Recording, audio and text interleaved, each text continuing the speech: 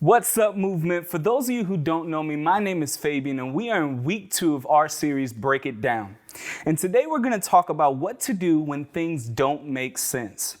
There are so many times where we hear a story from a friend or a teacher or even a pastor, and we're like, okay, great story, but what does that mean? What does it have to do with me? I can remember a time when my cousin Mike called me on the phone and told me this big story about what happened to him that day. And then an hour later, he just says, all right, bro, thanks for the talk. And I'm just sitting there like, what just happened? Like, what? I don't understand this. And I feel a lot of the time we do that with the Bible. Now, I know that you guys always hear us adults talking about the Bible's supposed to change your life and it's the way God communicates with you. But then you read a little bit of it and think, wait, that doesn't make sense. I'm not even sure I understand that. So how is it supposed to help me? You see, when it comes to the Bible, sometimes we randomly pick a spot and start reading. And then we try to figure out how that verse or chapter applies to our own lives. You see, we try to understand it without any context, background, or details about why it was written or who it was written to. And because of that, we struggle to understand what it meant when it was written and what it means for us today. Like, can you just imagine being in a fight with your friend?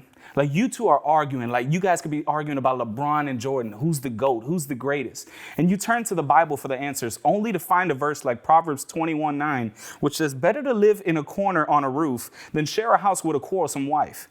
You'd probably be like, God, how does this help me in this situation? Like, how is that an answer right now? You see what I mean? When we don't know the whole story, we don't understand the point of what we're reading. And that can sometimes leave us feeling as if some of the things that we were told about the Bible and being helpful to us and changing our lives might not be true. But what if we were to take a look at the Bible in a different way?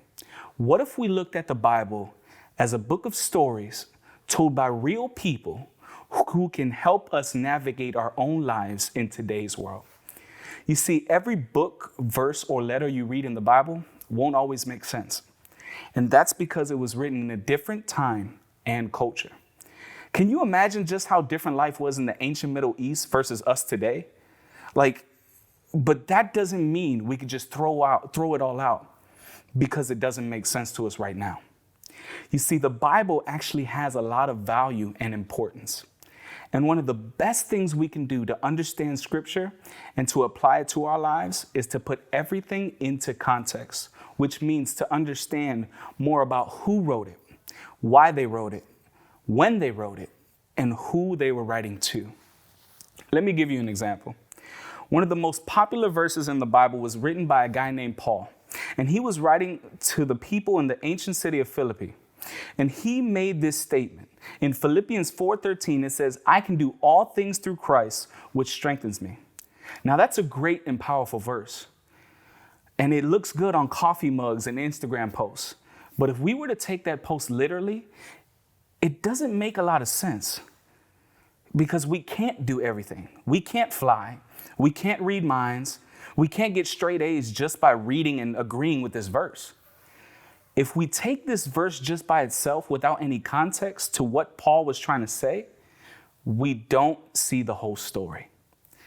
But if we just take a step back, break it down, and look at the background of Paul's life when he wrote it, it makes a lot more sense. You see, Paul wrote this verse when he was in prison. Yeah, y'all heard me right. He was in prison.